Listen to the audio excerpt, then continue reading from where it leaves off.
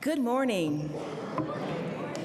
We welcome you as you are, whomever you love. You are welcome here. I'm Reverend Joyce Palmer, and my pronouns are she, her, hers. Our worship team this morning also includes Director of Religious Education, Lindsay Trank, Music Director, Tim Anderson, and Worship Associate, Ari DeNevue. Autumn Powell, Office Manager, is running tech for us today. In addition to Lindsay working with our children and youth today is Ada, Lauren, Aubrey, and Allison. We are thrilled to welcome to our pulpit today the Reverend Karen Van Fossan. She is an abolitionist minister, licensed professional counselor, and author of Fire at the Center, Solidarity, Whiteness, and Becoming a Water Protector. As a director of Authentic Ministry, she is devoted to a collective liberation and spiritual renewal. Beloved matriarch to a rambunctious chosen family, she lives in Fargo, North Dakota, on the traditional lands of the Anishinaabe Dakota and many indigenous people. Let's welcome Reverend Karen.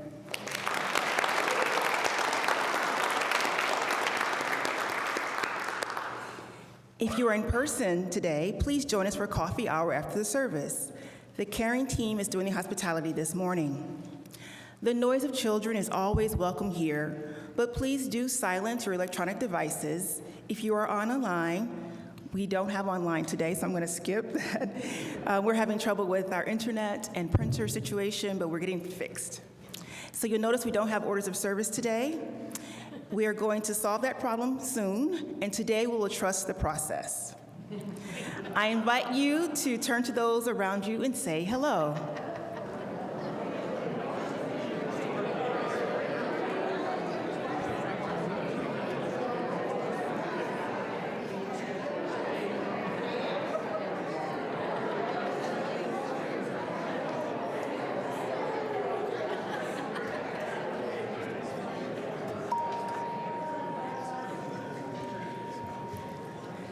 Let us worship together. Please rise and body your spirit for our opening hymn. We celebrate the web of life.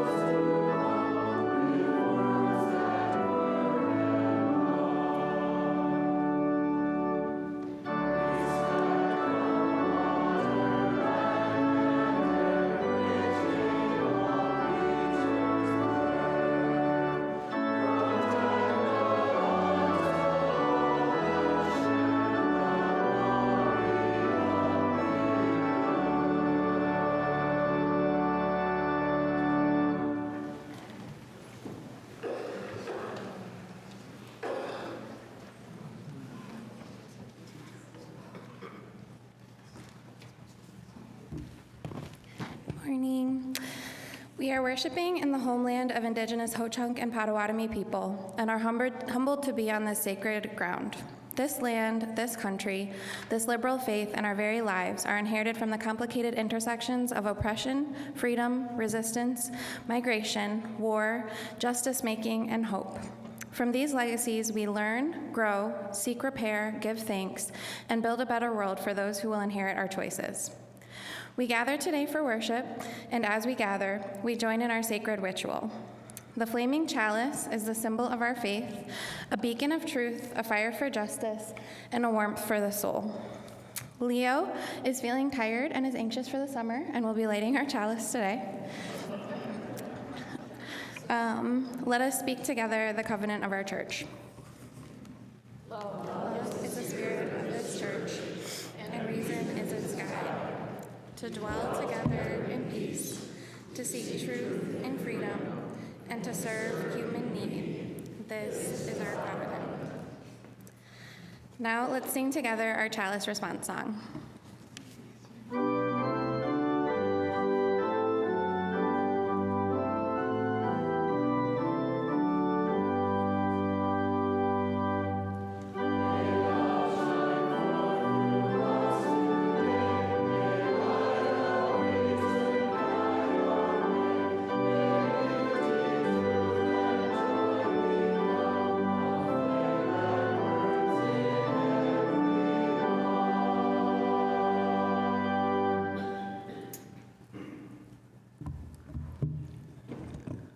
We gather and worship together.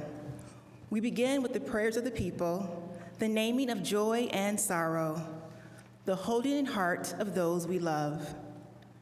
We hold in our hearts all those recovering from illnesses and experiencing maladies of body or soul.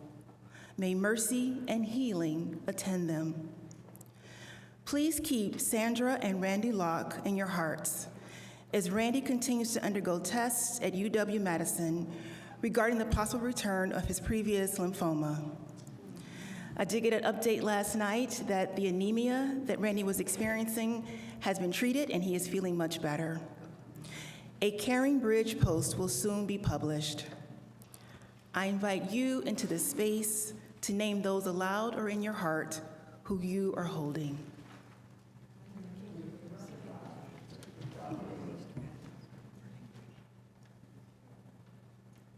Blessed be and amen.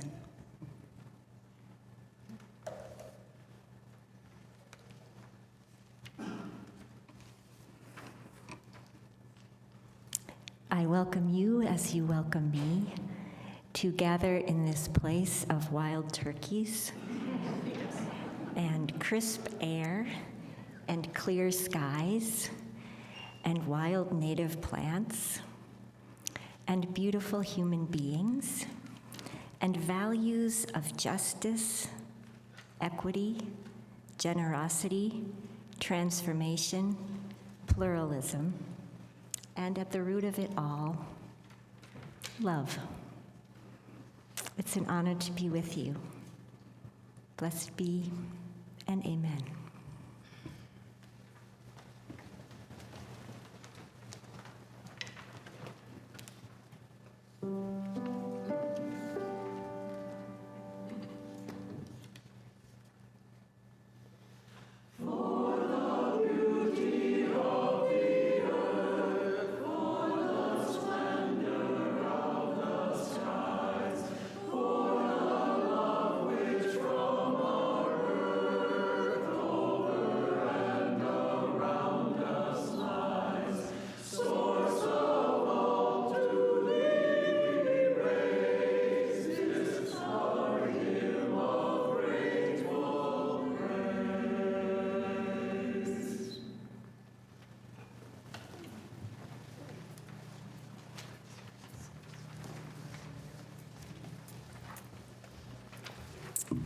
I'm Lindsay. My pronouns are she and her, and our story this morning is We Are Water Protectors by Carol Lindstrom.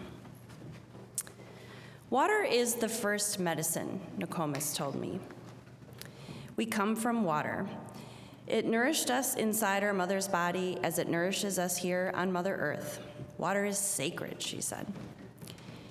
We stand with our songs and our drums. We are still here. The river's rhythm runs through my veins, runs through my people's veins. My people talk of a black snake that will destroy the land, spoil the water, poison plants and animals, wreck everything in its path. When my people first spoke of the black snake, they foretold that it wouldn't come for many, many years. Now the black snake is here. Its venom burns the land, courses through the water, making it unfit to drink. Take courage. I must keep the black snake away from my village's water. I must rally my people together. To stand for the water, to stand for the land, to stand as one against the black snake. We stand with our songs and our drums. We are still here. It will not be easy. We fight for those who cannot fight for themselves, the winged ones, the crawling ones, the four-legged, the two-legged, the plants, trees, rivers, lakes, the earth. We are all related. Tears like waterfalls stream down, tracks down my face, tracks down my people's faces. Water has its own spirit, Nokomis told me. Water is alive. Water remembers our ancestors who came before us, she said. We stand with our songs and our drums. We are still here. We are stewards of the earth. Our spirits have not been broken. We are water protectors. We stand. The black snake is in for the fight of its life. And if you'll join us in singing the first verse of This Little Light of Mine, we'll head downstairs.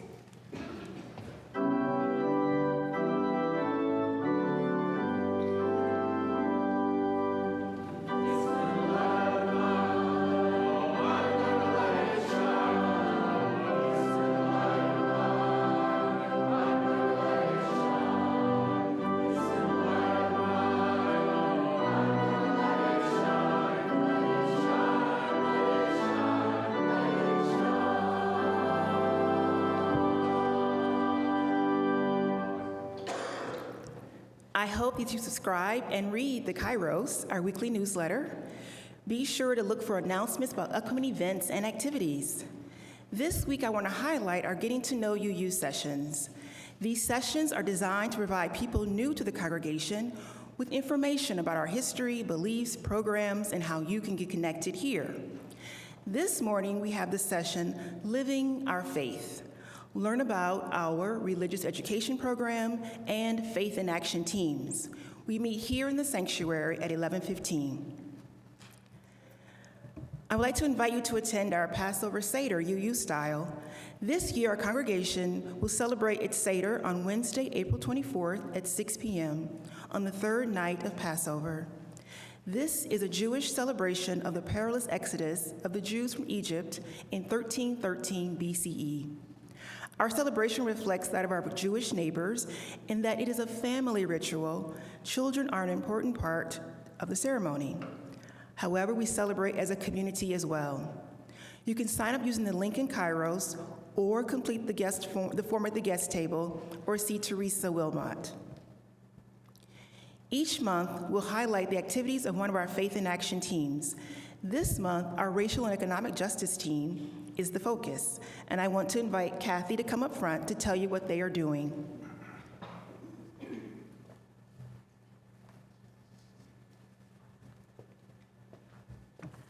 Hi, good morning. I'm Kathy Madison. Along with Gloria Perez, we're co-leads of the Racial and Economic Justice Issue and Action Team. My pronouns are she and her. There will be a service reflection discussion today after service, after you get coffee, and we'll meet in the sanctuary. It's not just for members of the team, but anybody who would like to discuss and reflect on the service today. If you're interested in any issues and actions related to racial and economic justice, we invite you to our regular monthly meeting. It's the second Sunday after service, and the next one is May 12th. Today, we'll share the plate with NAAC, the Native American Awareness Council, which provides education and events locally and protects and cares for the sacred mounds along the Rock River. So we now take up an offering to support the work of justice and mercy in the world. 80% of what's collected will go to NAAC. Thank you for your generosity. The offering will be given and received.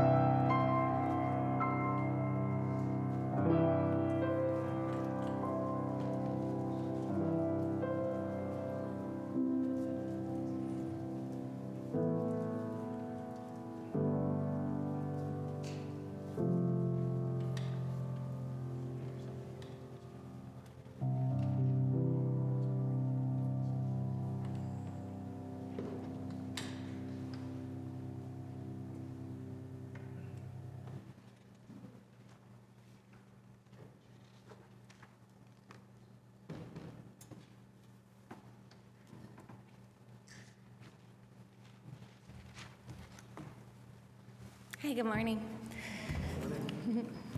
I'm Ari Denevue, and while I presently identify as a woman, all pronouns, gendered, non-gendered, and neo-pronouns are welcome. I was excited to hear that Karen would be here today, as well as to learn a little bit about her work in allyship. In 2019, I was lucky enough to attend a march from the Federal Plaza to the Thompson Center in Chicago, protesting the expansion of the Dakota Access Pipeline. The boldly colonial project that many of you remember would not die. Illegally operating on native land through the backyards of people who wish to protect their children from catastrophic ecological damage that this type of project can cause. While I am of Indigenous descent, and some of my loved ones were similarly impacted by the Keystone XL pipeline, I have not been personally affected by these injustices continuing to be imposed on our communities. This got me thinking about what it takes to care enough about issues that don't directly impact our daily lives, at least in the short term. This brought to mind a book I read recently called Seeing Others, How Recognition Works and How It Can Help Heal a Divided World by Lachelle Lemont. I highly recommend it, and it delves into the ways that recognizing the humanity in others comes from humility and the understanding that each person is the expert on their own lives and experience and deserves to be treated as such. As some of you remember, I tend to think through questions such as these with poetry. So this poem entitled Recognition meanders a bit, and it probably hasn't reached its final form, but it helped me to digest the question. There's something so breathtaking about seeing a couple in love, like doves and drums and kissing until all that's left is starry eyes and numb lips. It's breathtaking. We might revel in the groundbreaking discovery they've been blessed to see in each other, but what about other, more heartbreaking tales of unmaking and sorrow? What can we do when the view includes places where every crease seen on faces may belie the baseness that chases the peace from their eyes? It can hurt. Subvert our efforts toward peace and treat us to act in alliance outside of silence, but only if we might hold the capacity to see another, enough to escape the gravity of our own small thrones in a world full of forms of humanity. The centrality of our lives being thrown off by plurality, allowing the vision to list and to frame. It's a shame.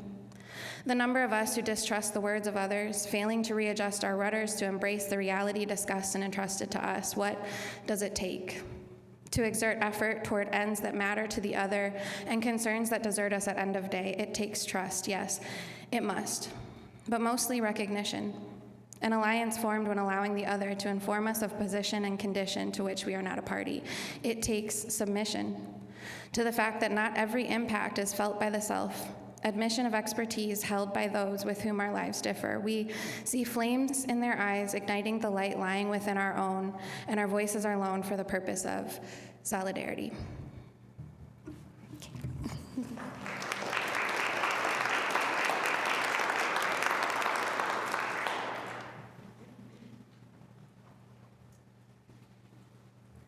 Please rise and bow to your spirit for our hymn, Shall We Gather at the River?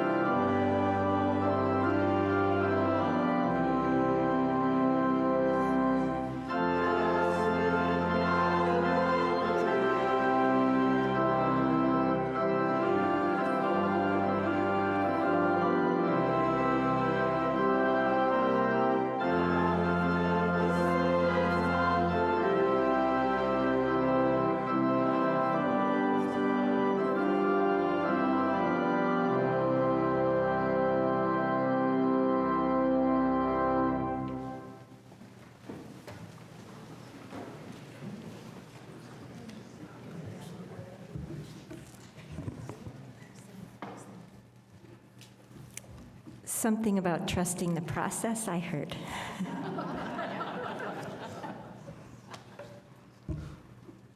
I am pleased to share a poem adapted from Langston Hughes.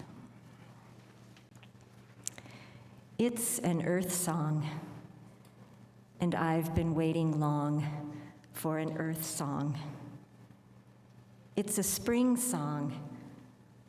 I've been waiting long for a spring song. Strong as the bursting of young buds, strong as the shoots of a new plant, strong as the coming of the first child from its mother's womb.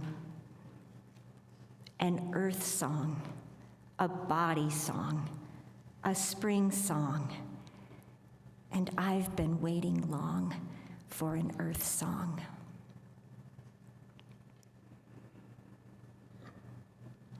I invite you now to join me in a brief centering prayer or centering meditation, we might call it this morning, as we begin to adjust and remind ourselves where we are and who we are with and who we are together. I invite you to notice your feet, your legs,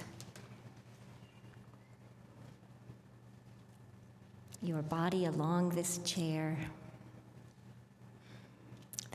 also made of earth as we are.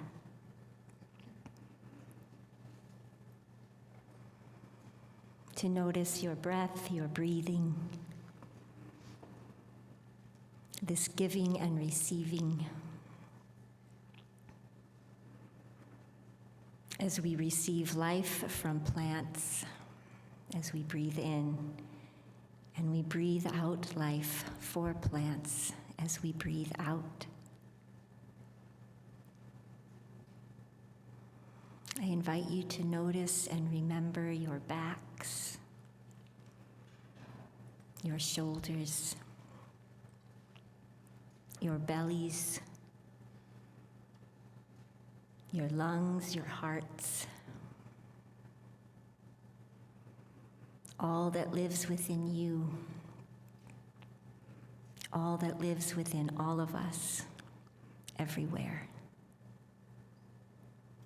I invite you to remember your arms, your elbows, wrists and hands and fingers and thumbs. And as we sit here and we gather here, we hold space for so much, for the world, for the planet, for those who struggle in war as we sit, and those who celebrate great love and hope as we sit, and all those we carry with us, and all those who carry us with them. I invite you to remember and celebrate your throats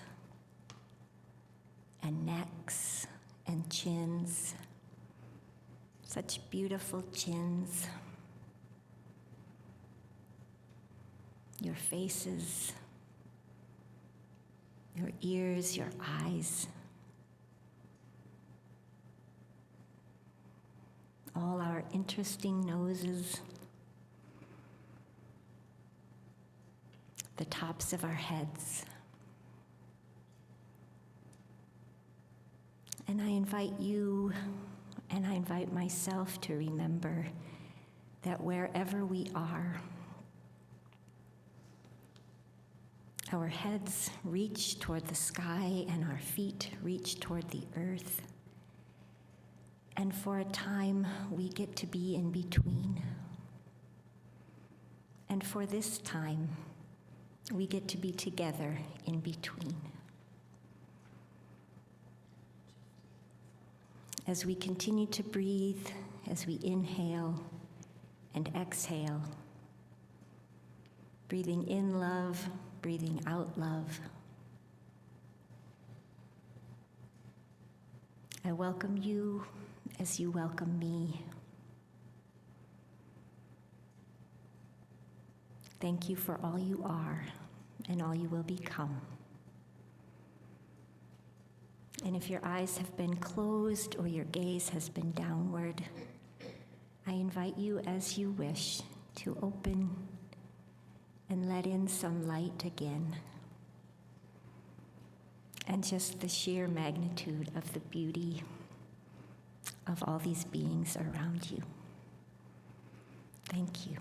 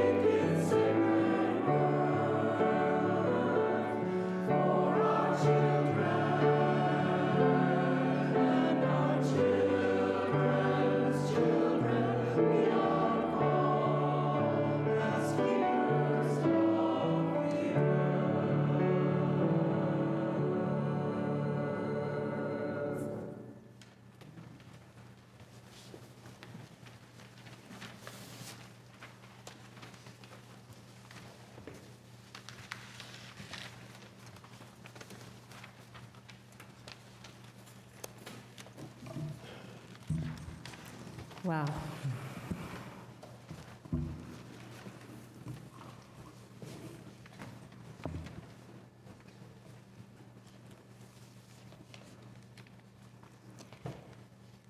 Of all the mysteries of my culture, how drivers figure out who turns first at a four-way stop, how boys get to go shirtless while the rest of us have to swelter, how adults know when to laugh at jokes that aren't the least bit funny. At last, I had found a mystery I could solve. Perched on the carpeted landing, I delighted as my fleet-footed mother approached. A standing ovation means people loved the show, I declared, and a standing novation means they hated it. Sweetie, she said. With the laundry basket perched on her hip, she paused just below me on the stairway. There's no such thing as a standing novation. But I had been hearing about standing novations for all of my 5 years, hadn't I? You take an ovation, which means yes, add a word that means the opposite, and voila. But my mom was beyond convincing, and I did try. A few years later, ever mystified by human behavior, I found myself at the local Hornsby's, a variety store that my little brother, who's here today, and I adored. It was like a modern-day museum of curiosities. Record albums, matchbox cars, drawing paper, winter scarves, bathing suits, puzzles, everything, including candy. One day, out of nowhere, there beside the checkout line, my dad presented me with a nutty candy bar, an absolute rarity in our family. Nuts? Sure. Candy bars? Almost never. You know why I got this for you? He asked. Eyes as wide as the Hornsby sign, I couldn't begin to guess. I mean, after all, my dad was part of the very same adult culture that had flouted the perfectly fine idea of standing novations. So what did I know? I glanced at the crinkly wrapper. Because it doesn't have preservatives, I asked. His eyebrows drew together. I got it because I love you. Aha! Nutty candy bars mean you love your kid, and standing ovations mean you love the show. Got it. By this point, I was accustomed to love talk just about every Sunday. The flowery wooden plaque, which had appeared on my wall as if by the hand of you-know-who, said it all. Love one another. That was my favorite part of church, the love part. As left-leaning United Methodists, we weren't big on hellfire, damnation, or other eternal punishments, unlike many of the original Methodist circuit riders who generations ago had blazed into settler communities only to be followed, when possible, by Universalist circuit riders who promised eventual heaven to all. In our central Illinois context, which is where I grew up, we rarely discussed Universalist theology, let alone capital U Universalist tradition, yet our own stated theology went something like this. God is love, love your enemies, God so loved the world, the greatest of these is love, love your neighbor as yourself, and so on. At age 19, when I awkwardly left my parents' tradition, the reason again was love. As far as I could tell, God just didn't love me that much. I mean, the disciples were male, the angels were male, Jesus was a capital H he, God was a capital H he, and Mary, in spite of being called the very mother of God, was demoted through diminutive pronouns, not to mention the endless division of labor at work, at school, at home. If you asked me, God deserved a great big standing novation. But what about the love part? What about the love part? Sometimes I could find something like it, and still, I can't help thinking today of a phrase I once heard John Gustav Rathal say.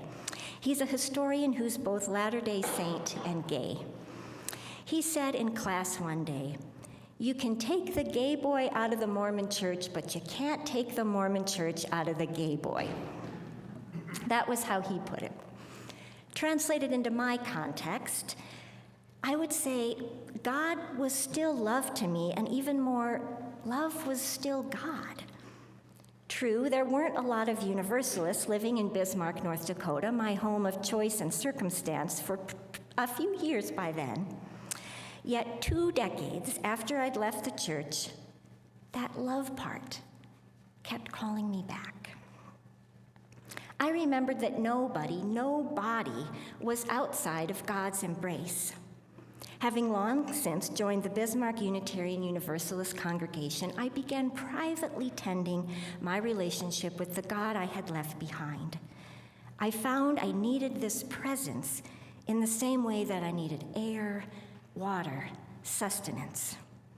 As gravity held me to earth, earth held me to God. After attending seminary, which stunned me as much as anybody else, I began serving as minister of my own UU congregation. As Unitarians, and particularly Universalists, we were committed to the presence of love, the universal presence of love on our planet. After all, Universalism, like many traditions, depends upon a community, a collective, to practice our deepest values with. From its beginning, Universalism has been nothing if not practical, rooted in life on earth. Because God loves everyone, particularly those who have been oppressed, some of the first Universalists on this continent, like Alhanan Winchester and Benjamin Rush, became slavery abolitionists. According to Universalism, God's love is not a final reward for a privileged class in the afterlife. Love is life itself, which means love can always find us in a loved one's gaze, a chickadee's song, the collective fight for justice. That is the essence of our Universalist tradition. That is the heart of our UU tradition. Everyone can have a place, everyone can belong, everyone is needed. How handy and also completely overwhelming that this theology, this worldview, might be precisely what the world needs today. A commitment to the sacredness of all, a devotion to the interconnectedness among us. Still, it's not uncommon in the age of global climate change, which we are in, to hear human beings disparaging human beings. The logic goes something like this. I love the earth. Human beings harm the earth. Harming the earth is unjust, so now I kind of hate human beings. It's natural enough. But what if hating human beings or disliking human beings is close to the very root of our trouble? What if we are so much a part of the earth that when we hate ourselves, we also essentially hate the earth? What if when we disparage ourselves, we support the very worldview that has led to global climate change in the first place? The one that says we human beings are separate from the planet, separate from other creatures, separate from the circle of life itself. What if, instead, we could love ourselves into wholeness? What if we could love ourselves into genuine justice for all? Some say it can't be done. Justice is too hard, they say, to be met with this thing called love, which is too soft. But I've been fortunate to live it. As Cornel West has said, justice is what love looks like in public. Justice is what love looks like in public. In 2016, when he spoke this phrase at the Central Fire at Ocheti Shakowin Camp, I had never heard a truer word in my life. Of all the world-changing aspects of the water protector movement at Standing Rock, from collective actions to communal living to continual prayer, the role of love continues to astound me. From the first night I lay down on the vibrant earth, I could feel the presence of love palpable and enfleshed. It was as if the elders whose shared vision had inspired Ocheti Shakowin Camp had gathered the spiritual values from around the world and prayed them into life. The longer I was part of Ocheti Shakowin Camp, the more I learned to live by love, to put it into daily practice in a co-created culture of abolition, where every person, every being can have a place. As a contemporary movement led by Black women, as well as a longtime worldview held by many indigenous cultures, abolition is less an ideology and more a way of life.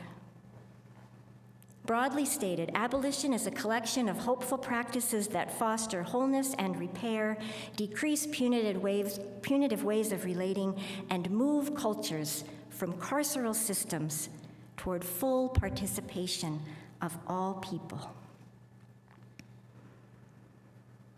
Abolitionist leaders Mireille Kaba and Andrea L. Ritchie describe it in this way, quote, "The ultimate goal is to reorganize our society to meet material needs and to build and resource community-based safety strategies and infrastructure, meeting basic needs that include housing, healthcare, access to care for disabled people, childcare, elder care, a basic guaranteed income, and accessible, sustainable living wage jobs that enable people to prevent, escape, intervene in, and transform the conditions that make violence possible.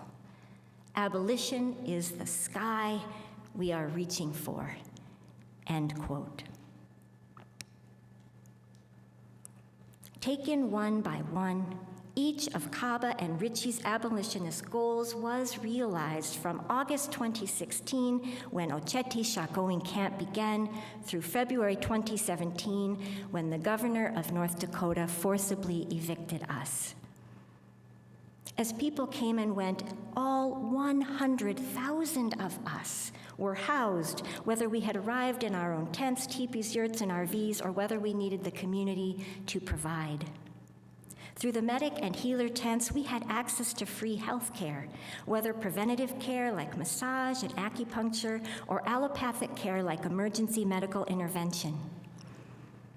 Sometimes, moving from here to there, I would stop by the herbology tent, basking in the presence of sunlit jar after sunlit jar after sunlit jar of healing plants. In the tent for allopathic care, I received much-needed care for a bloody kitchen mishap, which I'm not going to describe in any detail because I care about you. But just trust me, it was gross. And I didn't have to pay, and I didn't have to worry about how I was going to pay. The community was our insurance. Well-organized and well-staffed in a sturdy Army tent, school was free and intercultural. In an adjoining Army tent, the library teemed with books and materials for all ages. Early on, I reveled in staffing the library, pulling one book after another for children with hungry minds. Elders were not only served first at every meal and afforded access to various healing modalities, they were also the spiritual leaders of camp. Elders respected as spiritual leaders. The day after law enforcement had unleashed water hoses on water protectors outside of camp in -30-degree weather, no less. Some of the younger water protectors naturally longed for retribution.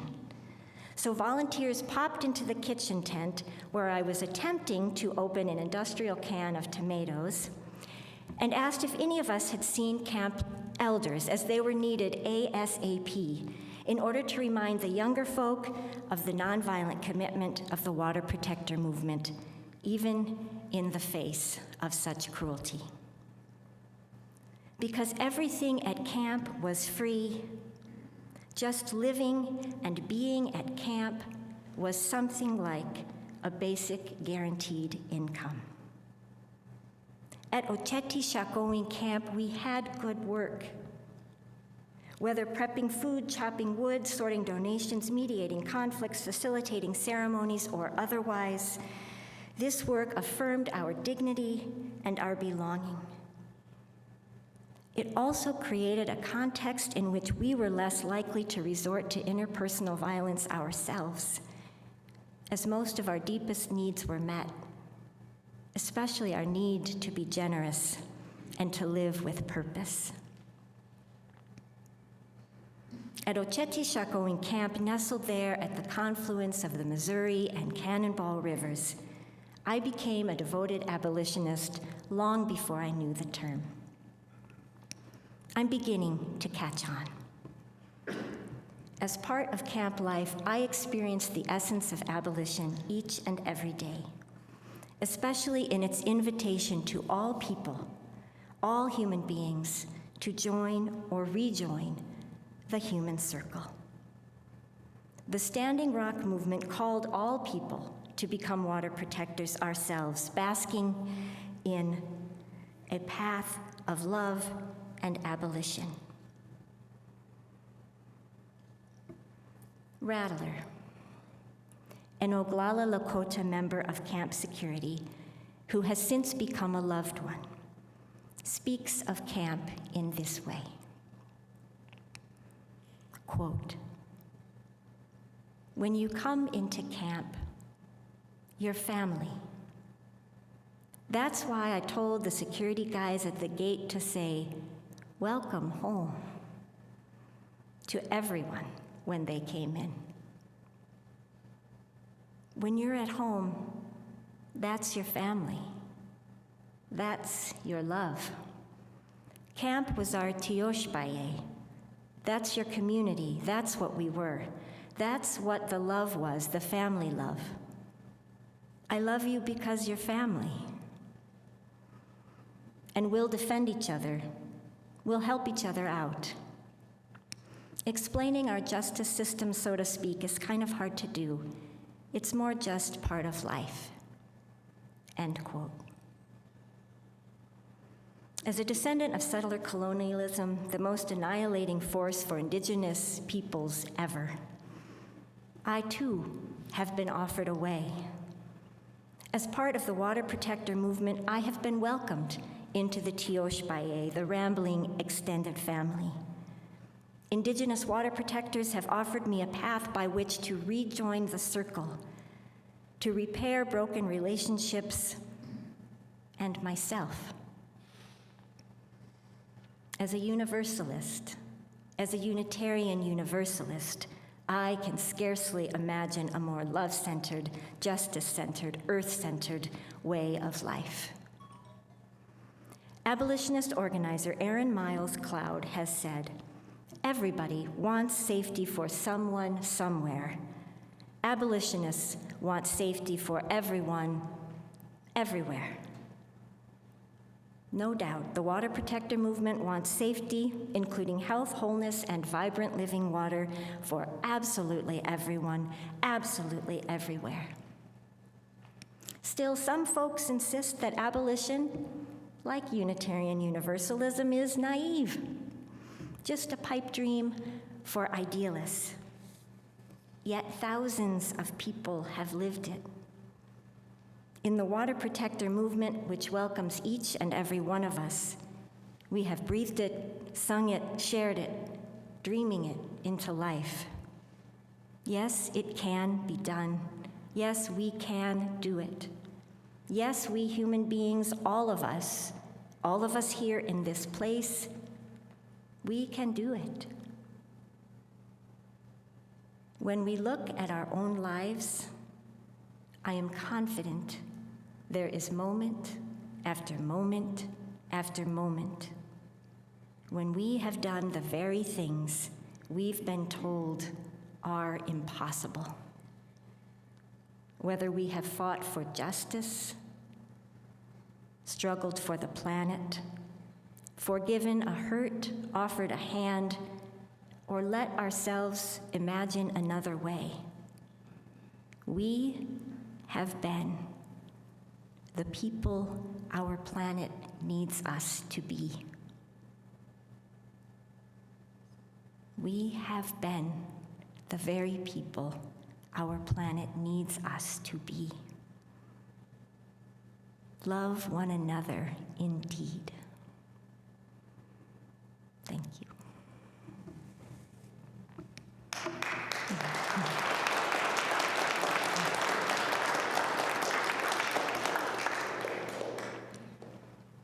I invite you to rise now in body or spirit as we sing our closing hymn, Blue Boat Home.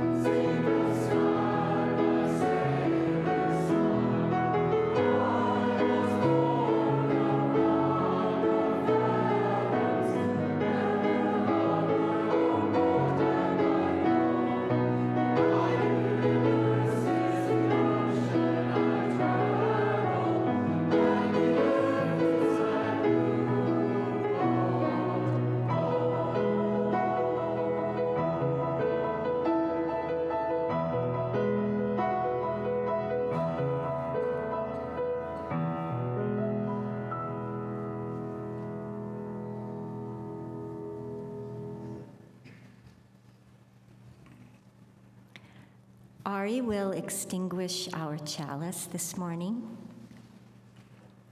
but not the light of truth, the warmth of community, or the fire of commitment. These we carry with us until we are together again. I invite you to join hands for our benedictions. If you'd rather just not be touched, please just place your hands in your pockets or on your shoulders.